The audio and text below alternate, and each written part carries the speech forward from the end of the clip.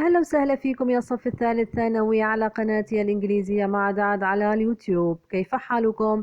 ابقوا معي خطوة خطوة. الكتاب ممتع وبسيط، أنتم عظماء وأنا أثق بكم. You're welcome my third secondary class on my YouTube channel الإنجليزية مع دعد. How do you do? Stay with me step by step. The book's fun and simple. You are great and I trust you. لا تنسوني من اللايك وشير وسبسكرايب تفعيل الجرس ليصلكم كل جديد. معكم أنا ديبو. Let's get started. Unit 2 Migration Exercise 2. Before you read the article on page 17, case and match the words and phrases A to F with their meanings. قبل ما تقرأ المقالة بالصفحة 17 احذر وصل هذه الكلمات مع العبارات من A to F with their meanings مع معانيهم. لدينا A success نجاح، B development تطوير، C deteriorate يهدم أو ينهار، D migrate يهاجر، E famine مجاعة، F industry. لدينا 1 2 3 one economic activity concerned with raw materials and manufacture goods. نشاط اقتصادي معني بالمواد الخام وصناعة البضائع. 2 a serious shortage of food leading to great hunger on a large scale. نقص حاد بالطعام يقود إلى مجاعة كبيرة على نطاق واسع. 3 a period of great wealth فترة من الثروة العظيمة. 4 the process of modernization عملية التحديث. 5 to leave your country to live in a new country أن تغادر بلدك لتعيش في بلد جديد. 6 to get worse تصبح أسوأ. Why do people leave their home countries? This article looks at 3 reasons why people immigrate and gives historical examples. A. In the early 19th century, the most important economic activity in Ireland was agriculture, but the farmers were poor and they used old-fashioned methods. Because they heard that they could earn 4 times as much abroad, some farmers immigrated. But between 1820 and 1840, the economic situation in Ireland deteriorated, and in 1845, the potato famine began. Disease destroys 75% of the year's potatoes, the mean food for most of the population. During the next 2 years, 350,000 people died of starvation, and there was a huge increase in immigration. By the end of 1854, a quarter of the population of Ireland had left for other parts of the world. Be it Tristan Duconia is a small island in the South Atlantic Ocean. In August 1961, earth tremors started and gradually became more frequent. At the beginning of October, the government decided that the island was no longer safe and the whole population of 268 people was evacuated to nearby island. A ship picked them up and took them to South Africa. As they passed Preston Duconia, they saw the volcano erupt. Later, the people were taken to England, where they stayed for the next 2 years. In 1963, the volcanic activity on the island stopped, and most of the people voted to go back. However, not everyone returned. 14 people had attempted to live in England and decided to stay there, and 5 elderly people had died. There were other changes too. 10 couples from the island had married, and 8 babies had been born. See the economic success of 1960s and 1970s saw the Arabian Gulf countries transformed into modern and wealthy states, funded by oil and other precious natural resources such as natural gas. The needs of the oil and construction industries led to a huge demand for skilled workers. Many thousands of people moved to the region to help build high-tech cities all over the Gulf. These workers from many regions of the world were able to find a better life and help with the development of the region. سوف أعيد مع الترجمة. Why do people leave their home countries? لماذا الشعوب تترك أو تغادر أوطانها؟ This article looks at 3 reasons. هذا المقال ينظر في 3 أسباب why people immigrate and gives historical examples. لماذا الناس تهاجر ويعطي أمثلة تاريخية. in the early 19th century في بداية القرن التاسع عشر the most important economic activity النشاط الاقتصادي الأكثر أهمية in Ireland في إيرلندا was agriculture كانت الزراعة but the farmers were poor لكن الفلاحين كانوا فقراء and they used old fashioned methods وكانوا يستخدمون أساليب قديمة because they heard that they could earn 4 times as much abroad ولأنهم سمعوا بأنهم يستطيعون أن يربحوا 4 أضعاف ما كانوا يربحونه طبعا هذا في الخارج يعني يستطيعون أن يربحوا. Some farmers immigrate بعض الفلاحين قاموا بالهجرة but between 1820 لكن بين 1820 وال 1840 وال 1840 the economic situation الوضع الاقتصادي in Ireland deteriorated طبعا انهار الوضع الاقتصادي and 18 بالعام 1845 potato famine بدأت مجاعة البطاطا disease destroyed 75% of the year's potatoes المرض دمر 75% من البطاطا أو بطاطة العام أو منتج العام من البطاطا. The main food for most of the population وهو الغذاء الرئيسي لمعظم السكان. During the next 2 years خلال السنتين التاليتين 350,000 people 350 ألف شخص died of starvation مات بالمجاعة and there was a huge increase in immigration وكان هناك تزايد كبير بالهجرة by the end of 1854 a quarter of the population ربع السكان إيرلندا had left for other parts of the world قاموا بالهجرة أو غادروا إلى أجزاء أخرى من العالم. عندي تريستن ديوكونيا طبعا تريستن ديوكونيا هي جزيرة is a small island جزيرة صغيرة in the South Atlantic Ocean في المحيط الأطلسي الجنوبي. in August 1961 في آب 1961 earth tremors هزات أرضية started and gradually became more frequent بدأت هذه الهزات وبالتدريج أصبحت متكررة أكثر. at the beginning of October في بداية تشرين الأول the government decided قررت الحكومة that the island was no longer safe بأن الجزيرة غير آمنة أبدا and the whole population وجميع السكان of 268 people حوالي 268 شخص was evacuated تم إفراغها من هذا العدد من السكان to nearby island إلى جزيرة قريبة. Ship became up and took them to South Africa. طبعا قامت سفينة بالتقاطهم وأخذتهم إلى أفريقيا الجنوبية. as they passed تريستن ديوكونيا عندما قاموا باجتياز هذه الجزيرة جزيرة كونيا they saw the volcanic erupt رأوا الاندفاعات البركانية. later the people were taken to England ومن ثم فيما بعد تم أخذ الناس إلى إنجلترا where they stayed for the next 2 years وحيث أقاموا مدة سنتين أخريين. in 1963 بالعام 1963 the volcanic activity النشاط البركاني on the island على الجزيرة stopped توقف and most of the people voted to go back أيضا صوتوا هؤلاء الناس على العودة. however not everyone returned على كل حال لم يعد كل شخص. 14 people had adapted to life 14 شخص منهم تكيف على العيش in England and decided to stay there وقرر البقاء هناك and 5 elderly people و5 من العجائز had died توفوا. there were other changes وأيضا كانت هناك تغيرات أخرى.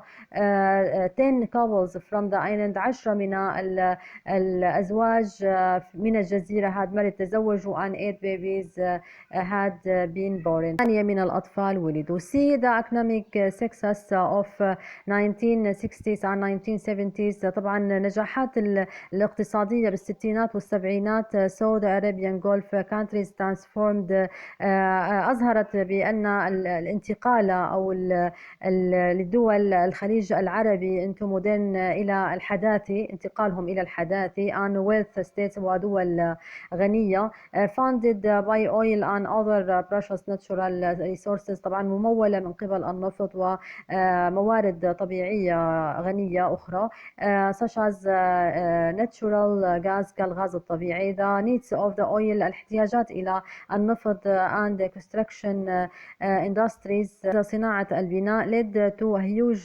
demand قادت إلى مطلب كبير for skilled workers إلى عمال مهرة. many thousands of people moved to the region الكثير آلاف من الناس انتقلت إلى المنطقة to help build high tech cities للمساعدة ببناء المدن ذات التقنيات العالية all over the Gulf في كل أنحاء الخليج.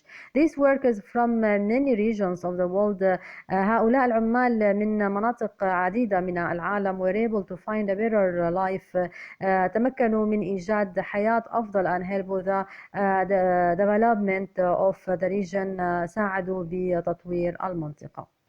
Check your understanding exercise 4. Read the article again and decide whether these statements are true or false.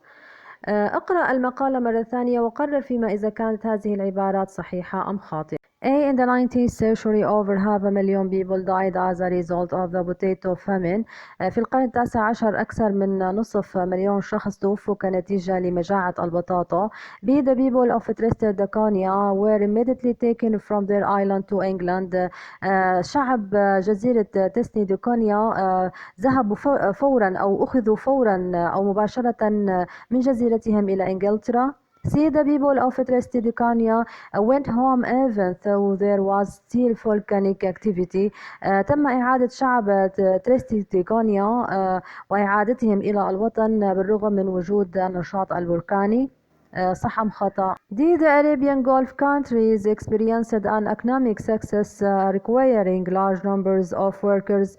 الدول الخليج العربي اختبرت أو مرت بنجاح اقتصادي تطلب منها أعداد كبيرة من العمال. Exercise 5. Find adjectives from the article that have the opposite meaning toward A to E. جد صفات من النص أو من المقالة لديها عكس معاني الكلمات التالية. لدينا A. tiny صغير أو متناهي الصغر. B. modern حديث. C. late متأخر. D. young صغير. E. rare نادر. Exercise 6. What do the words in bold in the text above refer to? إلى ما تشير الكلمات باللون الغامق في النصف الأعلى؟ إلى ما تشير؟ إلى ما تدل هذه الكلمات؟ لدينا A. they بالسطر 3. إلى ما تشير هذا أو يشير هذا الضمير؟ لمين راجع بالنص؟ لمين؟ فيكم ترجعوا شوي لورا بتعرفوا انه ذي لمين نحن. طبعا ذي معناتها هم او هن لمين، مين عن مين نحن هون عم نحكي. في عندي بي them، طبعا ذي كمان them ضمير بالسطر 21. كمان بدي ارجع شوي لورا بعرف لمين عم نقصد فيه او لمين عم ندل عليه. اوكي. Vocabulary exercise 1. Write the numbers in these extracts from the article as words. هلا في أنا عندي أرقام بدي أحولهم لكلمات، يعني كلمة رقم. أوكي. هلا عندي A in the 19th century بدي أكتب أنا 19th. أوكي بكتبها كتابة. طيب عندي البي 75 بس بدنا نكتب 75 بس، يعني طبعا percent هي بالمية. في عندي C 350,000 هيك بدي اكتبهم، يعني 350,000. اوكي. هلا في عندي الدي في عندي 1854 E 1961 هيك بدي اكتبهم كتابة سهلة وانا ذكرتهم بالنص. اوكي. Exercise 3. Answer the questions using numbers and words. بدي اجيب على هاي الاسئلة مستخدما ارقام وكلمات. طيب في عندي A. What's twice 6,000؟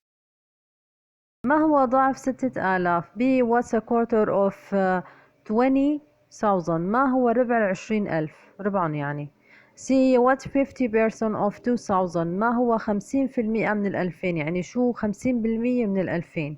D. What's 5 times 9؟ ما هو 5 مرات من 9؟ يعني 5 ضرب 9. E. What's a third of 21؟ ما هو ثلث 21؟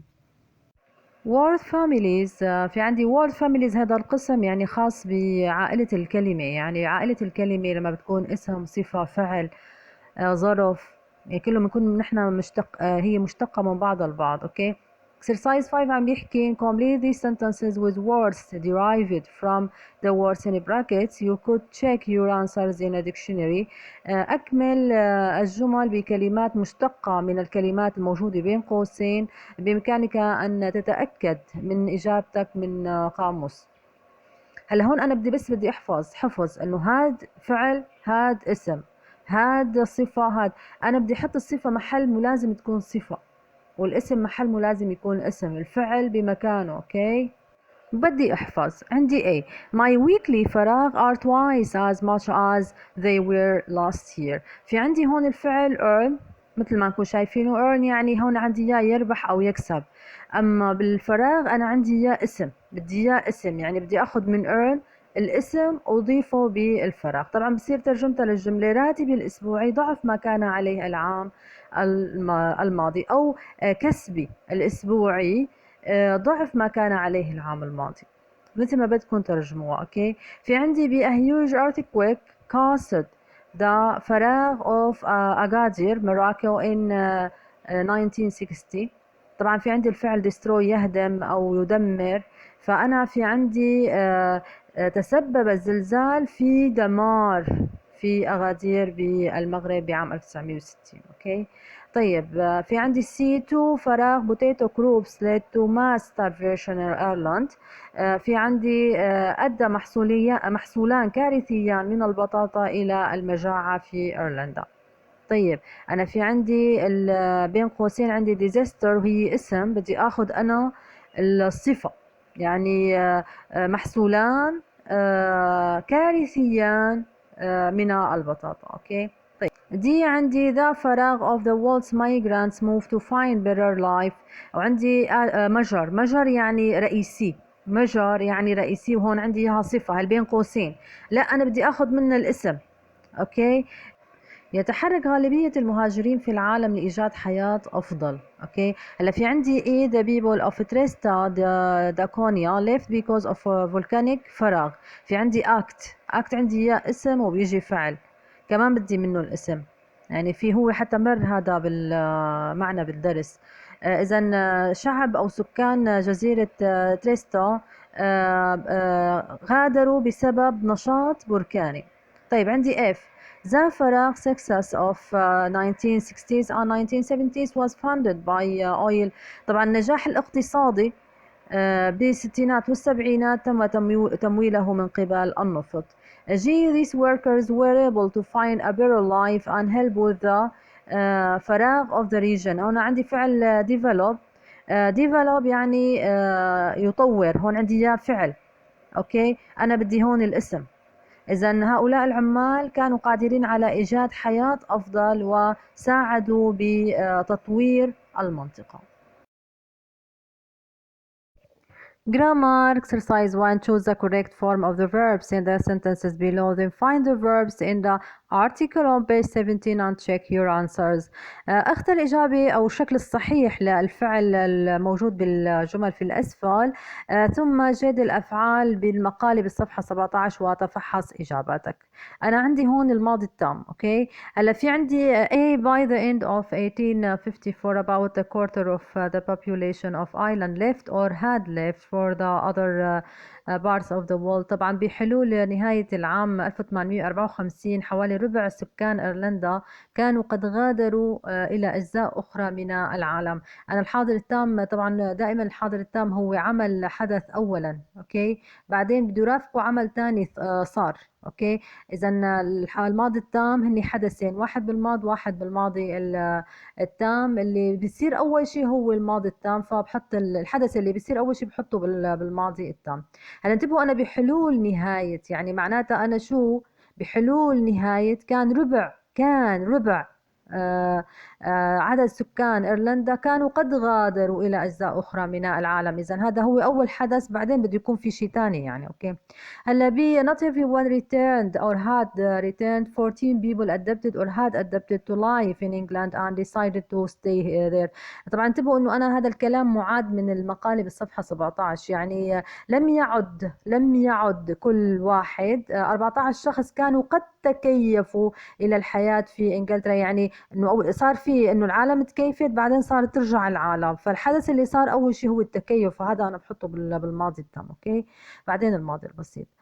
see after 2 years، بعد سنتين 5 elderly people died or had died. طبعا had died انا هون عم بحكي عن الماضي التام لانه بعد سنتين، انا هلا صرت بعد سنتين بس كان قبل منا 5 اشخاص من العجائز كانوا قد توفوا. يعني هذا الحدث الاول شيء بعدين صارت السنتين وصارت احداث ثانيه. اوكي، هلا دي after 2 years كمان بعد سنتين 8 babies were born or had been born. طبعا انا في عندي هون مبني للمجهول ماضي تام مبني للمجهول. ليش انا عندي يا ماضي تام مبني للمجهول؟ لانه عندي 8 babies هون هو مفعول به، سو انا بدي احط هون ماض تام مبني للمجهول اللي تركيبته had مع been مع تصريف ثالث. اوكي.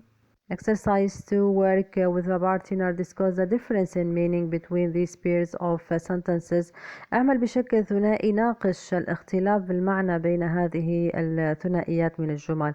في عندي جملتين. على عندي جملتين بدي ناقش الفرق بيناتهم أو الاختلاف بيناتهم. يعني عندي when in 1854 a quarter of the population of Ireland immigrated abroad.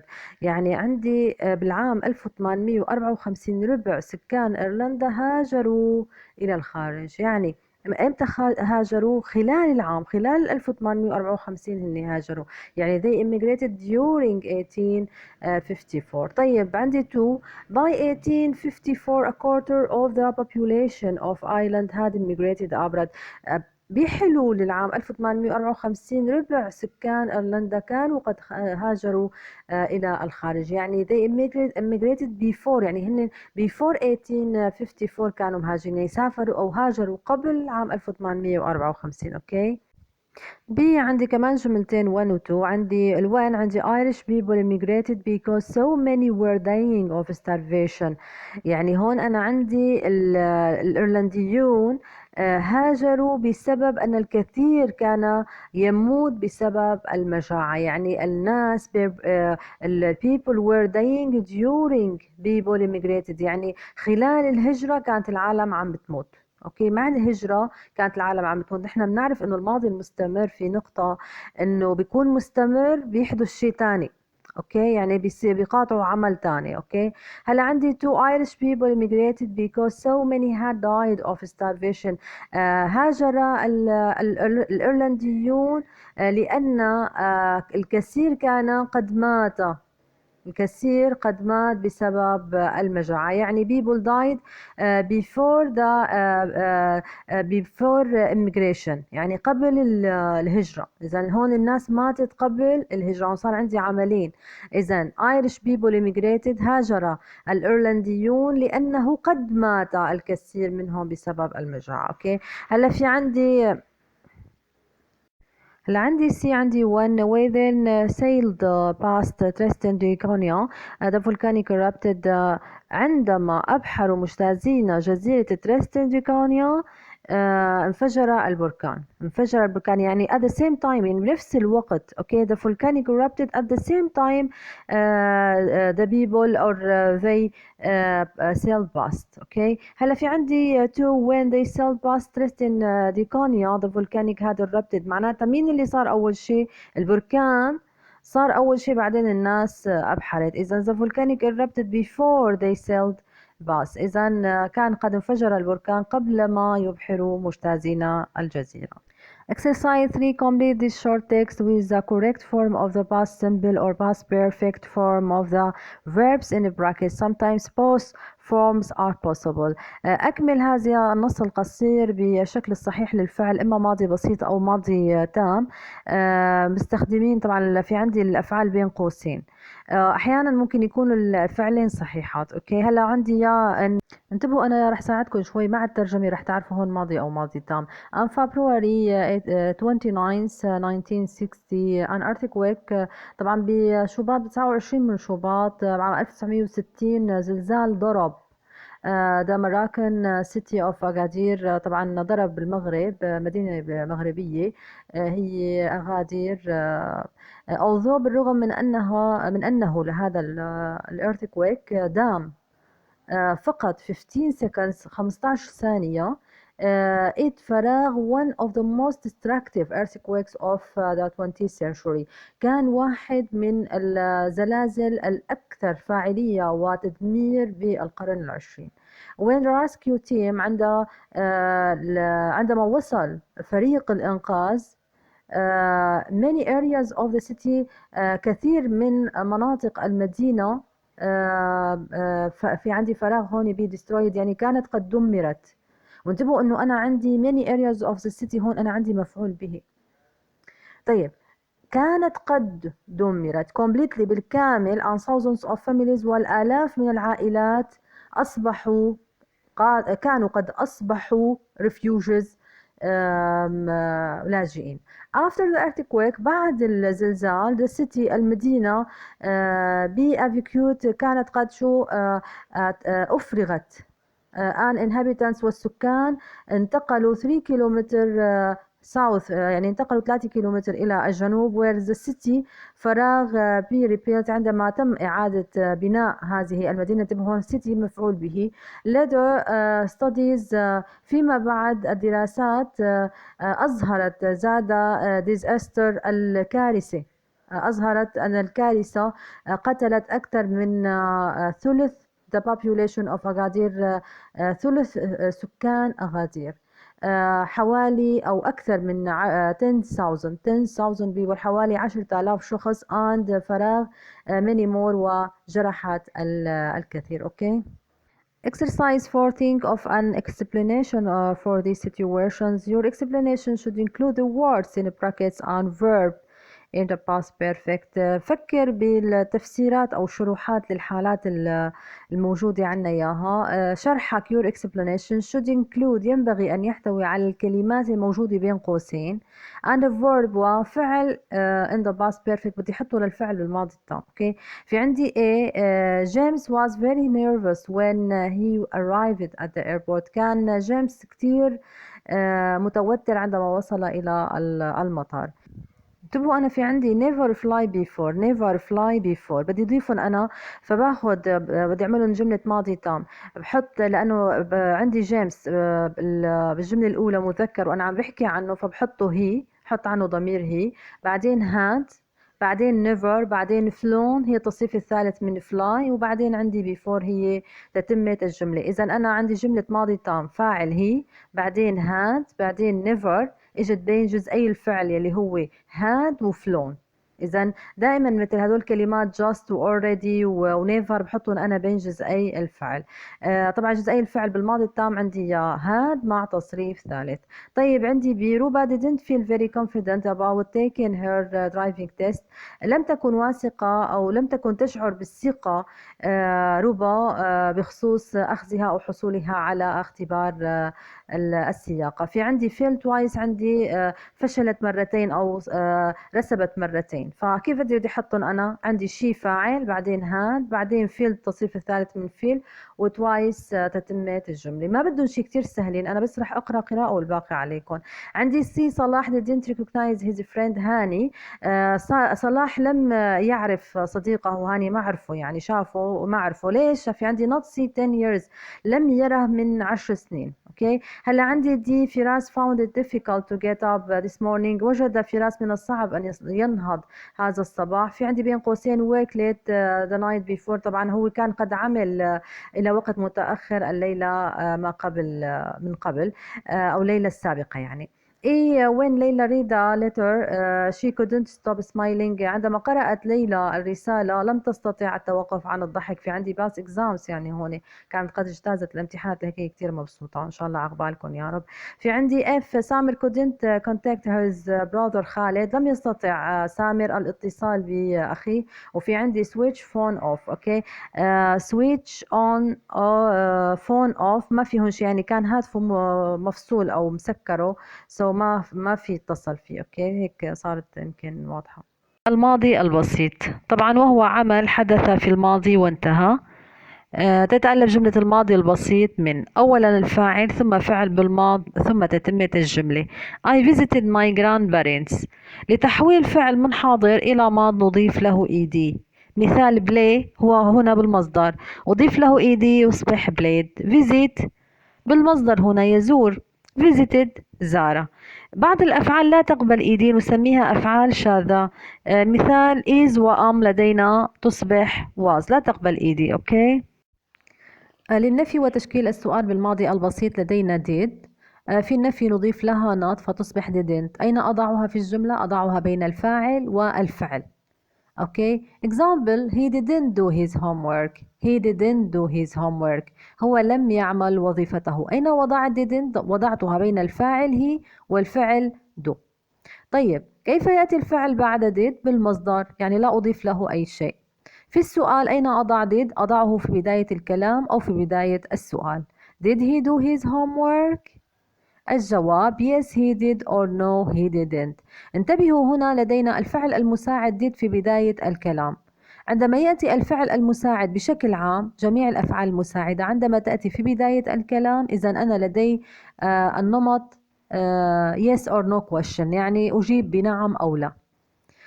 الفعل المساعد الذي أسأل به أجيب به، يعني did he do his homework؟ الجواب yes he did or no he didn't. سألت بديد جاوبت بديد. أوكي. أما النمط الثاني من السؤال تأتي ديد بعد أداة الاستفهام. مما يتألف هذا السؤال؟ كلمة السؤال did فعل بالمصدر ثم تتمة السؤال. Example: What did you do in the afternoon? What did you do in the afternoon? ماذا فعلت بعد الظهر؟ I read a book. قرأت كتاب. عندما تأتي did بعد كلمة السؤال أو أداة الاستفهام لا يكون لها ترجمة. ماذا فعلت؟ لكن إنما هي فقط تدل أو تشير إلى وجود ماضي بسيط. عندما يكون السؤال بالماضي البسيط يجب أن يكون الجواب بالماضي البسيط أيضا. أوكي. الماضي التام، طبعا لذكر الماضي التام وأحداثياته ومما تتألف الجملة لديه لابد من المرور قليلا إلى الماضي البسيط. الماضي البسيط هو عمل حدث في الماضي. الماضي التام هو عمل حدث قبل ذلك الحدث، أي لدينا حدثان أحدهما حدث قبل الآخر. الذي حدث أولا نضعه بالماضي التام. مما تتألف جملة الماضي التام؟ تتألف من فاعل had، فعل بالتصريف الثالث ثم تتمة الجملة. يذكر بأن الماضي التام هو الماضي من الحاضر التام. لذلك نجد بأن بعض الكلمات مثل كلمة already موجودة أيضا مع الماضي التام وهي من كلمات الحاضر التام. لدينا example هنا: when we arrived at the theater the concert had already started. عندما وصلنا إلى المسرح كانت قد بدأت الحفلة الموسيقية مسبقا. طبعا we arrived at the theater هنا لدينا جملة ماضي بسيط we فاعل، arrived فعل بالماضي، at the theater تتمة الجملة. أما الجملة الثانية فهي جملة ماضي تام، هي تتألف من the concert الفاعل، had already طبعا هي كلمة تأتي بين جزئين الفعل، يعني بين had والتصريف الثالث ألا وهو started. أوكي. هذا كل ما يتعلق بالماضي التام. Welcome to the activity book, Unit 2, Migration, Animal Migration. When we talk about animal migration, we mean the movement of an animal from the place where it has been living to a different place and the return journey to the animal's original home. Most animal migrations are recurrent events which happen at certain times of the year. Animals usually migrate to find food or to raise their young. Incredibly, most migrating animals follow the same route every year and from generation to generation. Land animals may cross mountains or forge through rivers, while birds and insects travel extensive distances, sometimes across continents and oceans. Fish and other sea creatures may migrate halfway around the world.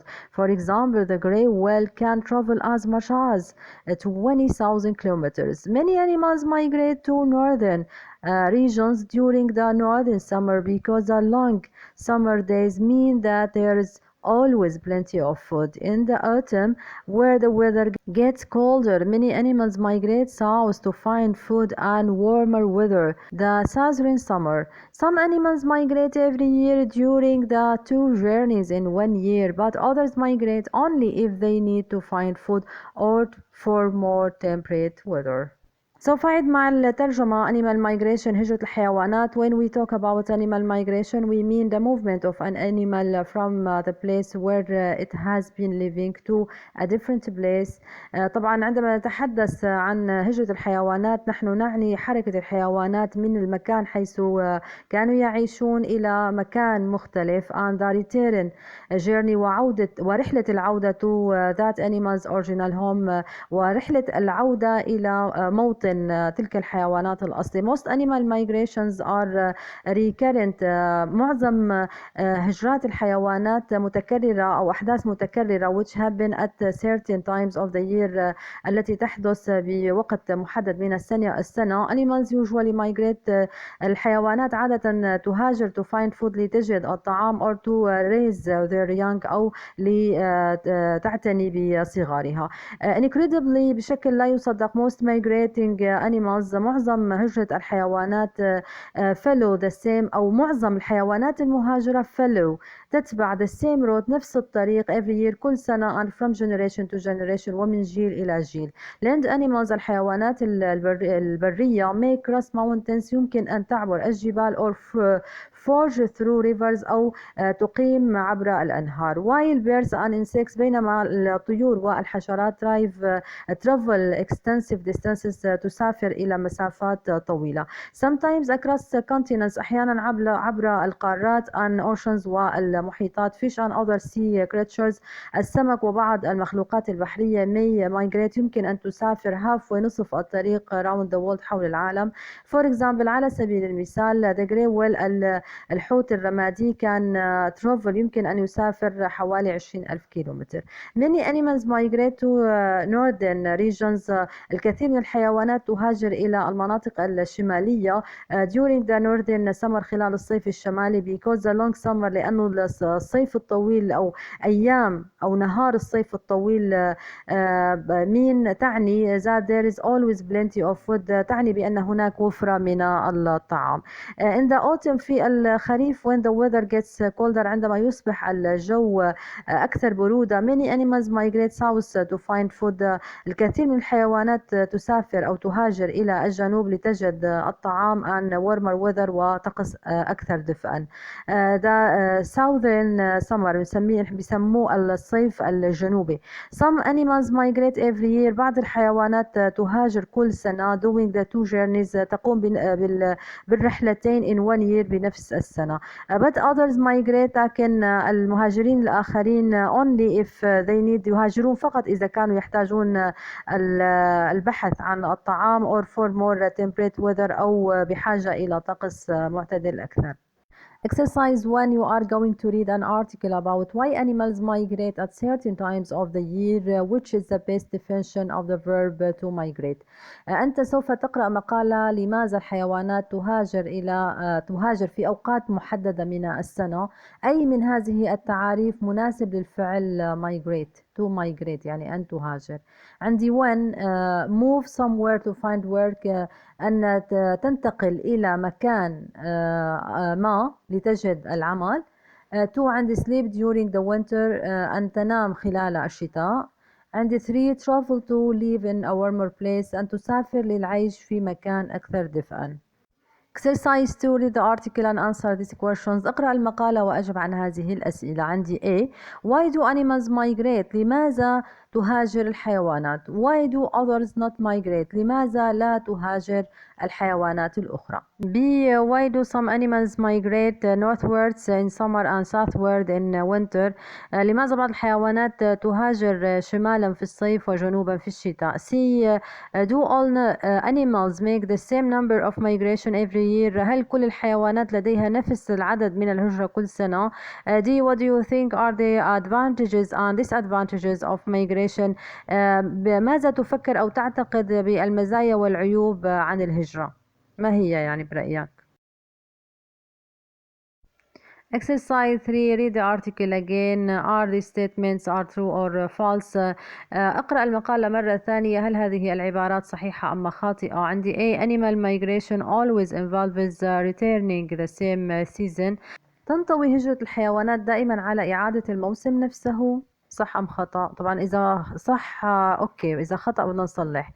B. Most animals migrate to escape from their enemies. معظم الحيوانات تهاجر للهرب من أعدائها.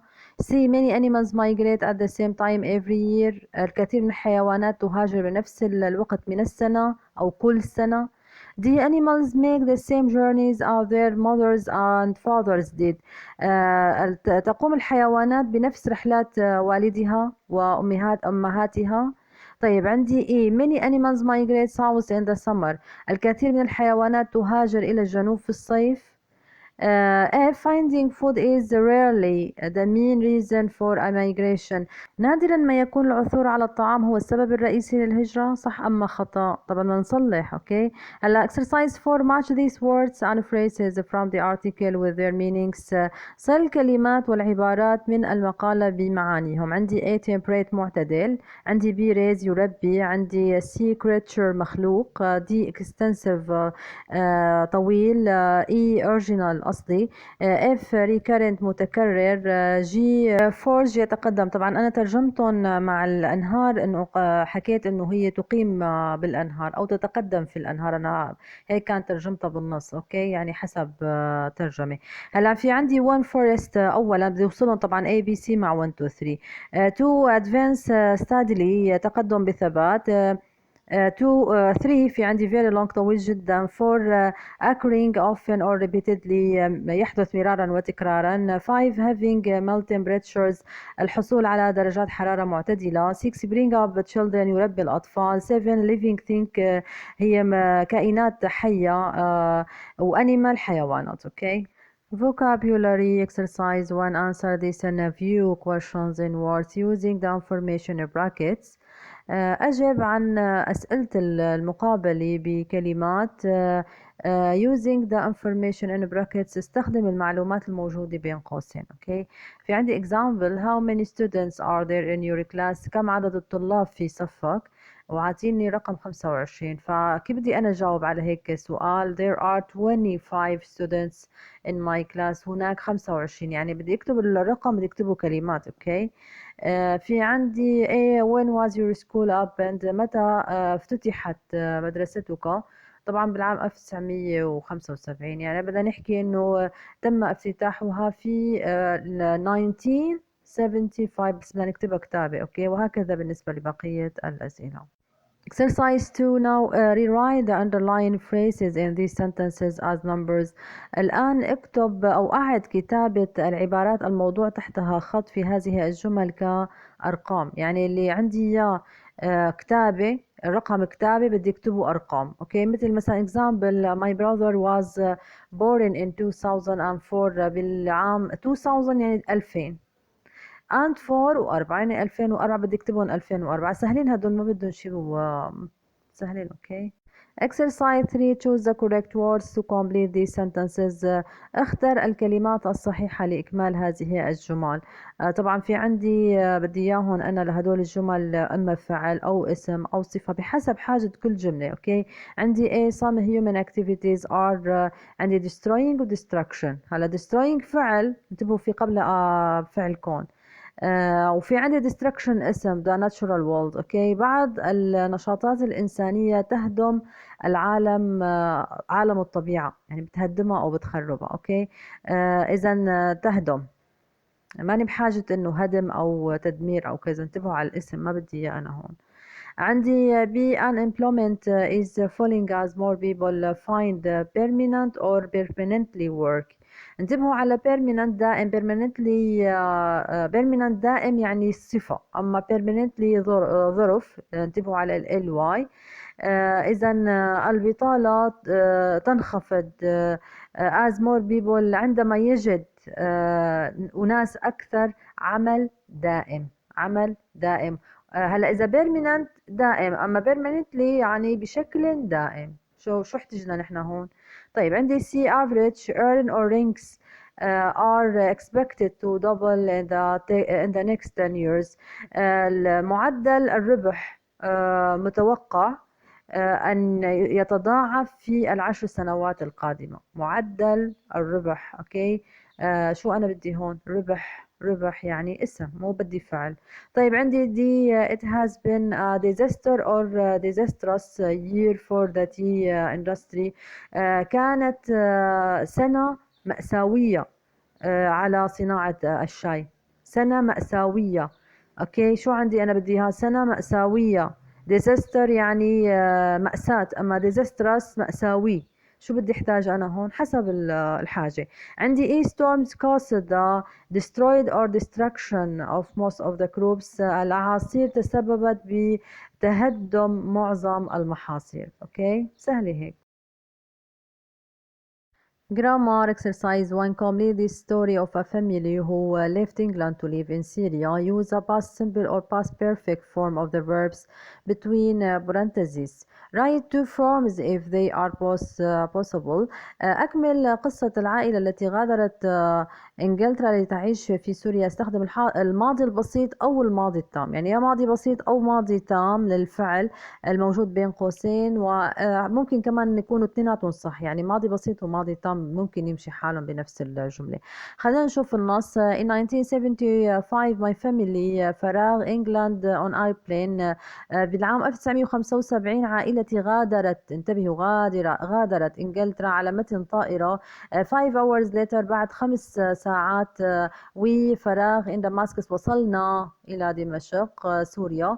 my mother أمي كانت قلقة أو كانت قد قلقت. worried كانت قلقة أو كانت قد قلقت about the plane بخصوص الطائرة أو رحلة الطائرة because she's scared of flying لأنها تخاف من الطيران.